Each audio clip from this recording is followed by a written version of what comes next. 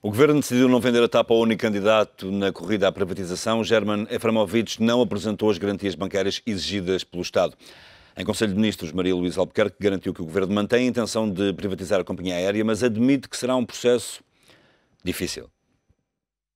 Terminou o processo de privatização da TAP. O Governo decidiu não vender a companhia aérea portuguesa ao único candidato que apresentou uma proposta vinculativa. A proposta tinha um conjunto de pressupostos relacionados com reforço de capital, pagamento de preço e refinanciamento da empresa e não foram prestadas garantias adequadas nos termos definidos no processo e no próprio caderno de encargos que garantissem ao Governo inequivocamente que o processo seria bem sucedido. A Secretária de Estado do Tesouro não deixou ainda assim de elogiar a proposta de German Efremovich para o futuro da TAP. Maria Luísa Albuquerque disse que a estratégia do empresário estava alinhada com o que o Governo definiu e que abriria perspectivas de expansão para a companhia. Em termos financeiros, o Estado iria encaixar 35 milhões de euros, mas a proposta era muito mais abrangente. Numa primeira fase, a Synergy, empresa de Efremovich, ia recapitalizar a empresa em 166 milhões de euros e, numa segunda fase, no espaço de 18 meses, ia injetar mais 150 milhões na TAP, além de assumir a dívida da companhia. Com um ponto final neste processo, o Governo mantém a intenção de vender a companhia aérea portuguesa, embora reconheça que vai ser um processo difícil nesta altura. Mas eu realcei também aqui que será necessário definir uma estratégia para a reabertura deste processo de privatização, escolher adequadamente o momento e definir a estratégia, e da definição cuidada de uma estratégia resultará certamente mais valor para a empresa, o melhor valor que for possível obter. Mas é importante notar que a venda de uma companhia de aviação nas atuais circunstâncias, e isso é visível em muitas companhias na Europa, é sempre um processo difícil, é sempre um processo desafiante. Nós iremos ponderar cuidadosamente a estratégia e, oportunamente, retomaremos o processo, na expectativa, naturalmente, de que o resultado possa vir a ser melhor. Mas isso é algo que só saberemos na altura. Bom, o compromisso de privatização da TAP faz parte do memorando de entendimento. Como tal, nós temos expectativa de que seja possível retomar o processo ainda enquanto o programa se mantém em vigor. Sem data definida para iniciar um novo processo de privatização, a TAP fica nas mãos do Estado, que assume grandes dificuldades na gestão financeira da empresa. A não conclusão com a aceitação de uma proposta deste processo de privatização cria-nos uma dificuldade acrescida. Não era o cenário que desejávamos. O que temos no imediato de fazer é criar um plano de sustentabilidade, estabilizando a tesouraria e criando condições para que se crie o valor imediato do lado da TAP. Depois de semanas de impasse, o Governo volta à estaca zero na privatização da TAP. Resta saber se a decisão do Governo vai prejudicar ou não o processo de privatização da ANA, que será decidida no último Conselho de Ministros deste ano. E German Efremovich já reagiu ao anúncio do Governo. O empresário sul-americano confessa-se surpreendido com a decisão do executivo de Pedro Passos Coelho. O investidor diz que tinha tudo pronto para cumprir e entregar as garantias bancárias no dia 27, na altura da assinatura do acordo. Em declarações ao Expresso, Efremovich sublinhou que não podia pagar por um negócio antes de saber se o Governo aceitava as condições desse mesmo negócio. O empresário tinha voo marcado para Lisboa dia 26, mas já não vem a Portugal. Ainda assim, admite apresentar uma nova proposta se o novo processo de privatização avançar a tempo. Pedro Alves, deputado do Partido Socialista, e Francisco Ferreira da Silva, subdiretor do Económico, são convidados deste Em Foco. Obrigado a ambos pela vossa presença. Pedro, o líder da bancada parlamentar do PS já reagiu ao desfecho deste processo de privatização, que por agora fica suspenso, digamos assim, e afirmou que o Governo tinha que tirar lições da maneira como este processo tinha corrido. Que lições são essas? Bom, eu acho que as questões colocam-se, no que diz respeito às lições, no plano procedimental. Há dois problemas. Um que tem a ver com o procedimento de alienação da TAP, que é distinto da operação complicada, que vai ser, naturalmente, encontrar condições para que ela se realize nos termos em que está previsto no memorando e que sejam satisfatórios para a salvaguarda dos interesses nacionais. Agora, o problema que se tinha vindo a detectar em várias fases do procedimento é que, de facto, havia alguma opacidade em torno da forma como as negociações estavam a ser conduzidas, na forma como a própria Comissão de Acompanhamento acabou por ser empossada. Enfim, a Lei Quadro das Privatizações quando extinguiu a Comissão de Acompanhamento das Privatizações, substituiu-a por comissões setorializadas para acompanhar cada processo, e o despacho que nomeava a Comissão foi publicado esta segunda-feira, na véspera da ida à Assembleia da República dos membros que integraram a Comissão. Um dos aspectos também curiosos foi que o Governo até dispensou a participação da Comissão no acompanhamento técnico, que era uma das missões que a Comissão de Acompanhamento poderia desempenhar, e, portanto, ficaria circunscrita às tarefas de fiscalização. E os próprios membros da Comissão, quando foram à Comissão Parlamentar na terça-feira, disseram mesmo que não davam garantias de qualquer transparência para trás, enfim, no que respeita ao processo até àquele momento, e, portanto, assumiam necessariamente as suas obrigações de doravante, mas que estranhavam também que não, enfim, preferiam, pelo menos, manifestaram um sentimento que seria mais razoável que o processo tivesse sido acompanhado desde o início pela Comissão então empossada. Até porque a Comissão cruza nos seus membros muitos dos que acompanham também o processo de privatização da ANA, e, portanto, há aqui, de facto, um conjunto de procedimentos que corre em paralelo e de forma também, muitas vezes, pouco clara, digamos. Mas o dever de reserva negocial não... Mas a Comissão existe precisamente... Vejamos, a ideia de ter uma Comissão de Acompanhamento, e ter uma Comissão de Acompanhamento a acompanhar, passa aqui a redundância desde o início, é precisamente essa, de forma a preservar o processo negocial, que naturalmente tem fases complexas e que mantêm necessariamente uma necessidade de alguma dose de reserva, mas, portanto, que esses membros da Comissão possam aceder à forma como ela está a decorrer e, portanto, possam, seja assessorar o Governo, que é uma das possibilidades colocada na lei, seja também depois fazer a fiscalização. E não foram só os membros da Comissão de Acompanhamento. O Presidente do Tribunal de Contas também disse que insistiu na ideia de que estes processos deviam ser acompanhados de outra forma. Mesmo que até o momento não tinha recebido qualquer tipo de informação. Qualquer elemento, mesmo ao nível de outros intervenientes cuja participação neste processo é relevante. Não que tenham de ter um direito de veto, mas naturalmente que devem ser auscultados e integrados no processo, desde os sindicatos, a Confederação do Turismo, portanto, que naturalmente na definição das orientações que vão presidir esta decisão devem ser integrados de uma forma distinta da que tinham sido. Todos estes elementos, todos em conjunto, associados ainda ao facto de ainda estar por definir aquilo que ficou assente na alteração à Lei Quadro das Privatizações, que é a definição pelo Governo de quais são as formas de preservar, salvaguardar o interesse estratégico nacional, é o artigo 27A que ainda está por executar. Portanto, tudo isto, de facto, aconselhava uma maior prudência, por um lado, e também uma necessidade e uma dose adicional de, no momento em que vamos alienar um ativo que, apesar das dificuldades que tem, é um ativo estratégico. Eu acho que, no caso da TAP, pode-se dizer isto sem margem para dúvida. No caso da ANA, ainda mais. Eu acho que no caso da ANA a situação ainda é mais complexa, porque não estamos a falar apenas de uma empresa que está num regime de concorrência numa modalidade distinta do monopólio, ou do quase monopólio, da gestão aeroportuária, de infraestruturas fundamentais para a economia portuguesa e, portanto, quer num caso, quer no outro, a grande lição a retirar-se, e, portanto, nesse sentido, as declarações do Carlos Urrinho são no sentido que o que se vier a fazer agora tem que ter outra dose de prudência, de transparência, de acompanhamento e de cautela.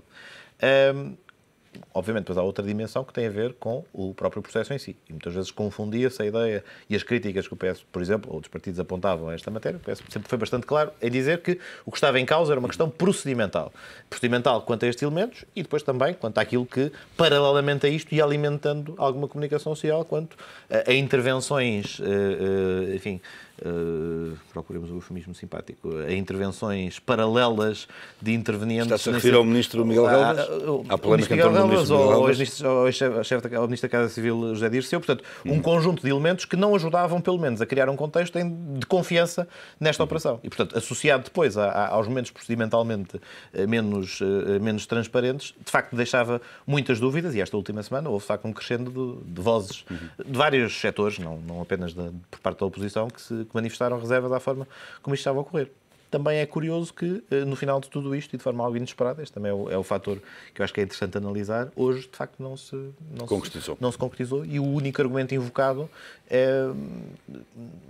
sabe a pouco, de certa forma, ou seja, face a todos os elementos, à dimensão e ao avançado das negociações, é estranho que seja só uma questão ao nível da prestação de garantias, que aparentemente, entretanto, o concorrente veio dizer que estaria em condições de prestar, que inviabiliza o processo. Portanto, parece que, nesse aspecto, é estranho. Penso que poderemos saber mais algumas coisas nos próximos dias, mas para já ainda é difícil fazer mais. E temos aqui um homem que seguramente já está a tentar indagar ou descobrir aquilo que se passou. Francisco, boa tarde.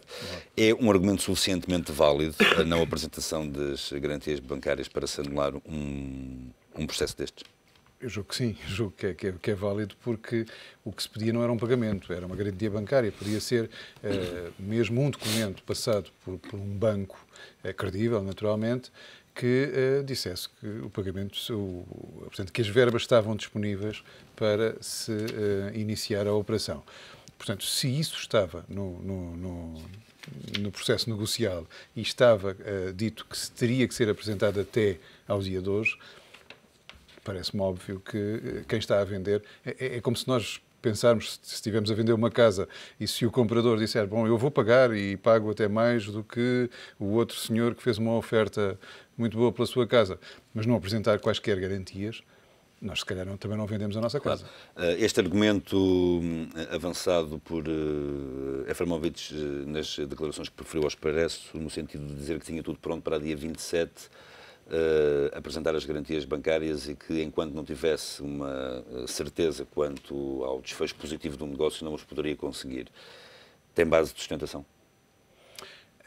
Tem a base de sustentação que acabaste de referir, não é? É o próprio interessado, o próprio concorrente que o diz. Agora, tanto quanto se sabe, ele tinha garantido ao Governo, e até, segundo se diz, haverá mesmo um documento escrito e assinado por Efremovich, dizendo ao Governo que apresentaria hoje, ou até hoje, essas garantias bancárias. Se não o fez, por alguma razão foi. Agora, só ele é que saberá porquê.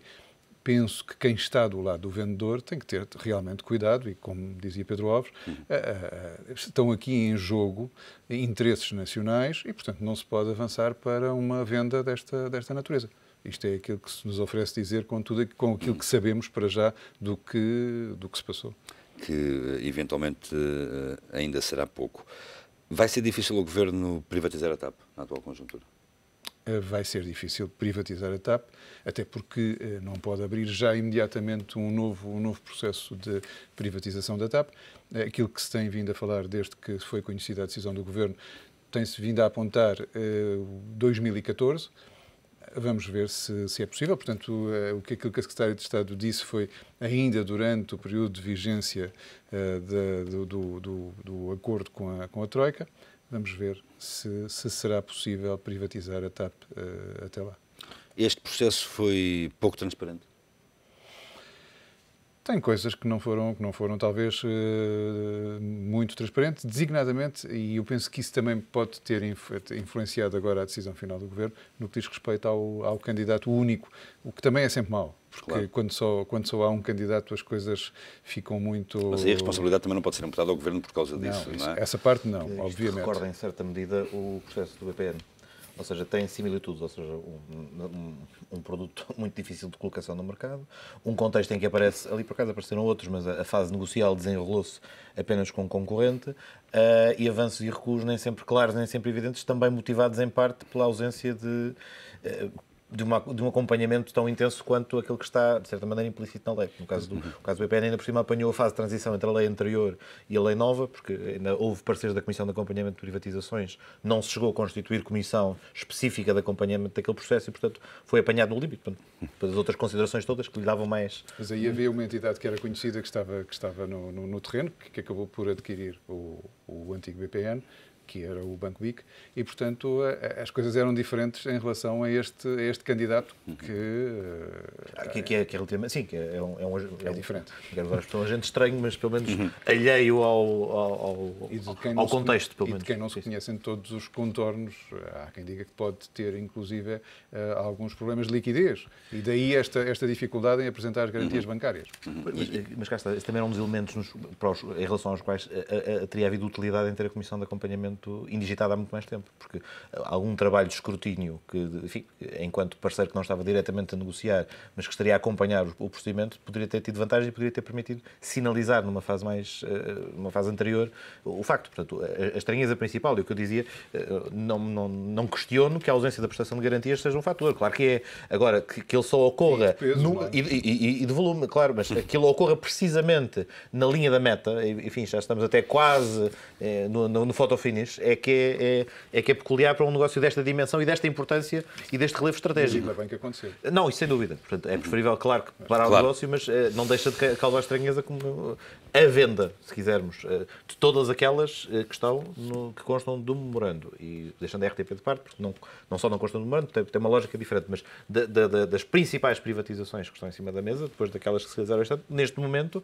a TAP e a ANA são de facto aquelas que enfim, vão merecer um acompanhamento e uma atenção. Até pela importância que representam para o país. A ANA tem 4 concorrentes, é diferente desta situação. Mas, claro, mesmo no caso da ANA, houve também, enfim, fatores de perturbação, se quisermos. Portanto, no que respeita, por exemplo, à divulgação do caderno de encargos e à data em que foi feita a primeira lista de candidatos, no que respeita mesmo ao facto de alguns dos candidatos que foram preteridos na primeira fase surgirem agora em consórcio, até em consórcio em posição dominante, com os que foram passar à fase seguinte. Portanto, há também alguns fatores para os quais a Comissão, agora empossada, deveria, enfim, e recolhendo mais uma vez as lições deste caso, deviam olhar para ela com atenção. Mas desde logo, havendo 4 concorrentes, coloca um ambiente de menos dependência. Dá diferença.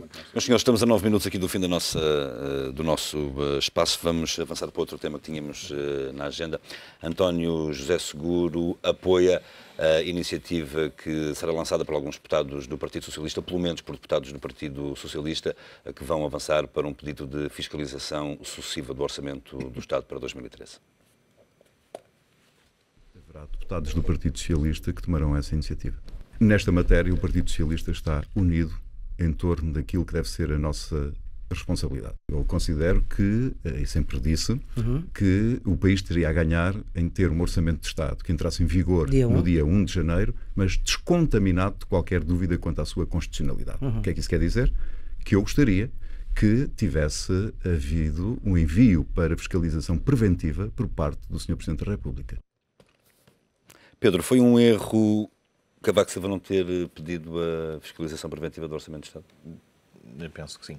Enfim, a fiscalização preventiva tem precisamente a finalidade de evitar a entrada, ou seja, prevenir a entrada em vigor de uma norma inconstitucional cuja detecção tardia, ou pelo menos cuja declaração tardia, depois terá consequências significativas, especialmente face a um quadro tão relevante como é o Orçamento de Estado, o que obviamente assente num equilíbrio tão precário como está atualmente. Qualquer disrupção posterior implicaria um exercício complexo, que o ano passado não chegou a ocorrer, porque os efeitos foram remetidos para o futuro, mas que efetivamente podemos enfrentar este ano.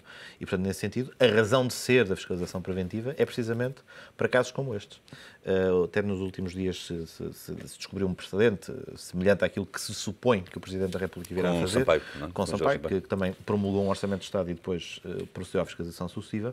Só que, apesar de tudo, naquele caso não se tratava de uma norma estruturante e fundamental para o equilíbrio orçamental. E, portanto, aquilo que estava em causa não prejudicava o equilíbrio orçamental e também, enfim, foi uma necessidade, porque o orçamento, como é sabido, para além da matéria orçamental, leva um conjunto de cavaleiros significativos e, portanto, era a alteração a regimes setoriais que não tinha diretamente a ver com o fundo, com o core business do orçamento. Não é o caso este ano.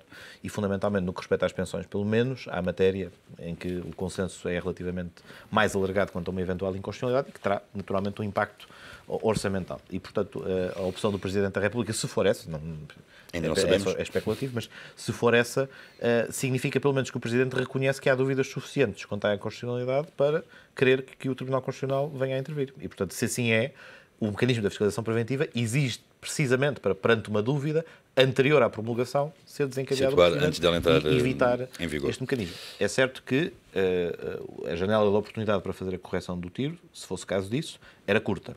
Mas também é verdade que o Presidente não tinha que aguardar até ao final dos 8 dias, se quisesse requerer a fiscalização, podia tê-lo feito mais cedo, e a certa altura discutiu-se também na Assembleia a possibilidade de antecipar o calendário do Orçamento, precisamente para dar tempo para que essa fiscalização uma preventiva sugestão feita pelo Partido Socialista pudesse ocorrer. Não teve acolhimento e, portanto, o Presidente é alheio a essa decisão, mas o que é facto é que os prazos podiam, de facto, ser encurtados e o Governo também se confrontado com essa eventualidade, como acho que, apesar de tudo, não deve tê-la desconsiderado completamente, deveria, pelo menos, ter preparado ou ter um plano B para o caso de ter que voltar a revisitar o orçamento ainda antes do final do ano. Esta iniciativa de alguns deputados socialistas, onde presumo que também esteja envolvido, pode ser aberta a outros deputados? Enfim, o ano passado, portanto, o contexto é distinto, ou seja, por um lado, há um antecedente em que se revelou que o ano passado, quem requeriu a fiscalização da constitucionalidade, efetivamente, tinha demonstrado, enfim, ficou demonstrado que tinha de facto detectado um conjunto de inconstitucionalidades relevantes no orçamento. Isto por um lado. Em segundo lugar, também o conjunto das matérias deste ano e que potencialmente podem estar em cima da mesa também reúnem maior consenso, pelo menos algumas delas, quanto ao eventual juízo de inconstitucionalidade. E depois, por outro lado, também não há uma opção por parte eu não sei se a pergunta era alargada a outros no contexto do quadro do PS ou aos outros partidos. Não, de outros partidos à esquerda. Não? Mas o Bloco de Esquerda e o PCP também já anunciaram que estariam, enfim, que iriam provavelmente fazer um caminho nesse sentido e, portanto, à partida não há razão. O ano passado, de facto, foi uma iniciativa conjunta, até para reunir o número mínimo de deputados necessários. Este ano, provavelmente, nem sequer, isso pode não ser necessário para requerer, para formular o pedido este ano, mas, portanto, também pode acontecer que existam diferentes leituras. Portanto, mesmo que o Presidente requeira, podem não só os fundamentos, mas fundamentalmente as normas cuja fiscalização seja pedida, porque o Tribunal está vinculado ao pedido e, portanto, não pode extravasar o âmbito do pedido. Portanto, pode suceder que sejam outras normas, sejam outras questões, sejam outros fundamentos. Portanto, mas, à partida, não há uma visão de afunilamento desta opção, mas o PS está em condições de fazê-lo por si. Mas pode haver leituras diferentes dentro do próprio PS. Neste momento já há divisões. O José Lelo já veio dizer que está surpreendido com a afirmação de António José Seguro,